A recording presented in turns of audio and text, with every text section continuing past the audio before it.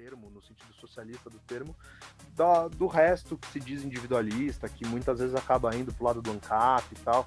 Enfim, não é bode, não é nada, mas é um fato constatado. A gente tende a olhar para isso e falar, mano, você tá usando o indivíduo como um meio para você atingir um fim, mas que você tá fudendo com essa pessoa no final das contas. Tipo, o indivíduo deveria ser um fim em si e não um meio para você conquistar outra coisa. Enfim. Exato. Aí só batendo, ajudando você a bater um pouquinho mais nos ANCAPs.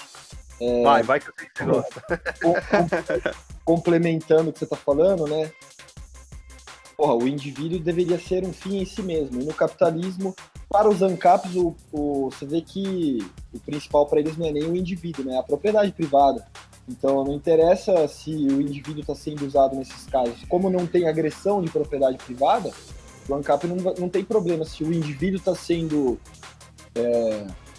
violento. Aí, no linguajar deles, não dá nem para falar que o indivíduo está sendo agredido, porque não há agressão física na autopropriedade desse indivíduo, né? Então porque teoricamente é voluntário.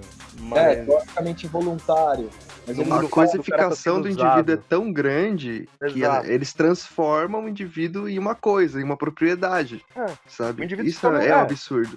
Se torna um meio, é só um meio, uma ferramenta para você tirar vantagem para outra coisa. Total, eu concordo, Henrique, eu concordo mesmo. E aí é até engraçado, cara, porque olha que coisa, tem uma crítica do Mário Ferreira dos Santos que eu gosto muito, porque ele faz na obra dele Análise Dialética do Marxismo. A princípio ele faz essa crítica aos marxistas, mas daí você vê que ela se aplica perfeitamente ao capitalismo, porque ele diz que o materialismo radical, exacerbado, ele acaba fazendo do homem um objeto, um meio. Então, tipo, em tese você vai atingir um bem maior para o homem, só que você tá, tipo, literalmente matando o homem, porque ele se torna um meio, ele se torna um objeto para atingir esse bem maior. Então, quem que vai colher esse bem maior? É quem nesse sistema não tiver coisificado, quem não estiver sendo usado como meio. E aí você fala, porra, verdade, isso aconteceu na União Soviética, por exemplo. Não tiro, essa crítica do Mário Ferreira é perfeita. Só que aí quando você olha pro capitalismo, é o que acontece também, velho. Você olha pra um cara operário, chão de fábrica, ele é uma coisa, ele é uma ferramenta. A hora que ele ficar inválido, todo fudido, cagado, que ele não puder fazer porra nenhuma, os caras, se muito, vão pagar uma merda de uma merreca de indenização pra ele, e foda-se. Por quê? Porque tem uma fila de miserável que precisa daquela ocupação, daquele trabalho, e foda-se, tipo, é isso, cara. E aí, claro, vai ter muito ANCAP que vai falar, não, mas olha só, porque o contrato é voluntário e se o cara não quiser trabalhar, ele não trabalha. Tipo, mano, é óbvio, porque as pessoas vão morrer de fome. É uma falácia, né? É lógico que é uma falácia. Tipo, é você pressupor que então a pessoa vai morrer de fome, não vai trabalhar, porque... Não, tipo, na vida real não é isso que acontece. Na vida real que tem um monte de miserável que vai aceitar. Até porque, tipo, todas essas grandes indústrias, todos esses grandes setores contam com subsídios infinitos e eles chegaram na posição que chegaram porque eles são aliados ao Estado, não porque existe uma falsa dicotomia, como os austríacos tentam pintar, de que o Estado é ruim e o capitalismo é que acaba sendo refreado pelo Estado, que deturpa. Tipo, mano, o capitalismo nasceu com o Estado, ponto final, isso é ponto pacífico. E aí a gente pensa, pô, se o capitalismo está nesse nível de transgressão da individualidade, mesmo com o Estado existindo, imagina se ele não existisse e que se fosse possível ter capitalismo. Se os valores se mantivessem, os mesmos, tá fudido, irmão. Tipo, ia ser uma merda. Tá ligado?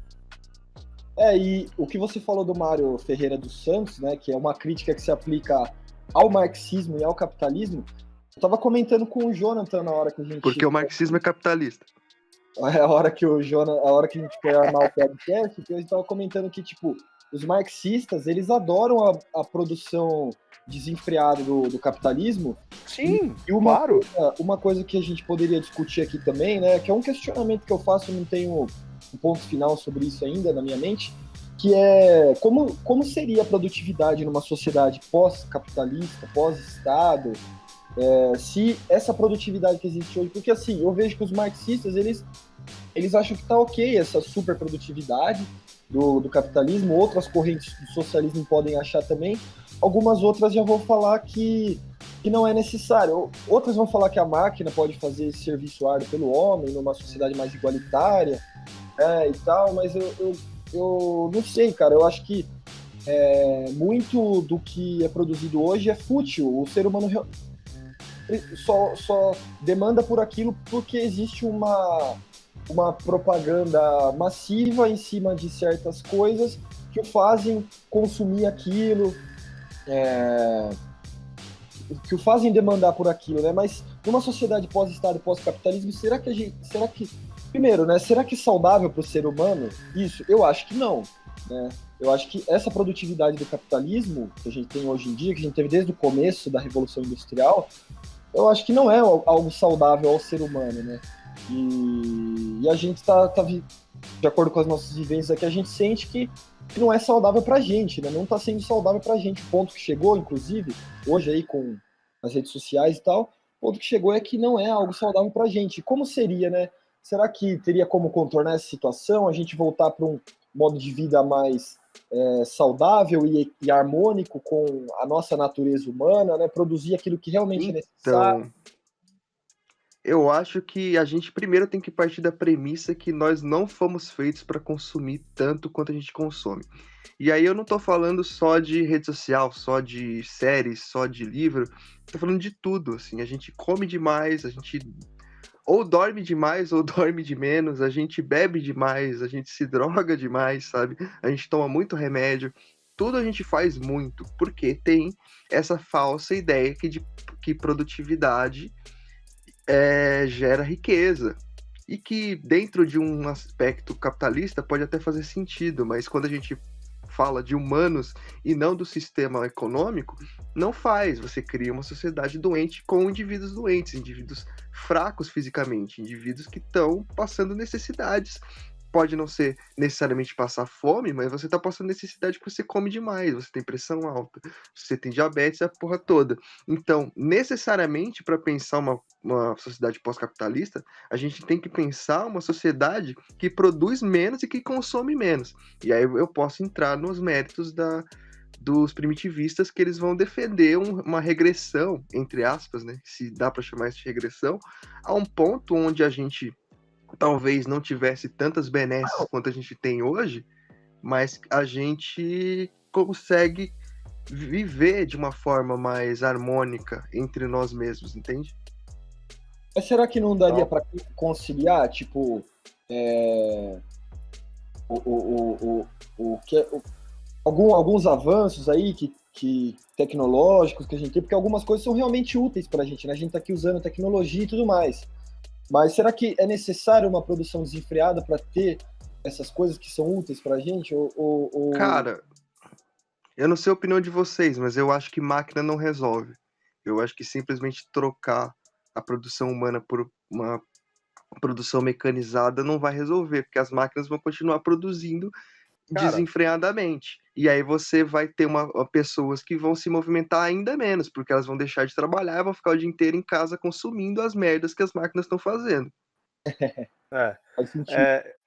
Cara, vai ser inevitável fazer aqui um merchan, mas é porque vai muito por esse lado aí do que vocês levantaram. Depois vejam um texto que eu traduzi, Empregos de Mentira e o Fim do Trabalho, como conhecemos, está no Center for a Stateless Society. Olha! E tem uma O pai passagem... tá bravo demais, né? Não, mas você publicou lá com o seu nome tudo? Não, eu traduzi, é uma tradução que eu fiz. O texto, na verdade, é da Logan Marie Glitterbaum. E eu fiz a Ótima tradução. autora, eu adoro. Então, mano, inclusive eu fiquei sabendo que ela tá respondendo um processo pesado lá nos Estados Unidos e tal, mas enfim, eu só não quero me desvirtuar aqui, mano, eu pra sair falando rapidinho. Nesse texto dela, ela cita uma passagem do Bertrand Russell, chama esse escrito dele chama o Elogio ao Ócio, ou em inglês In Praise of Idleness. Tem uma passagem aqui que eu acho que passa muito próximo do que o Jonathan falou. Se eu puder ler rapidinho, é um trechinho curto. Mas que ele fala sobre essa questão da produção e de você reduzir o tempo, a carga horária, né, que você tem, né? Suponha que em um certo período um dado número de pessoas esteja empenhado na produção de alfinetes.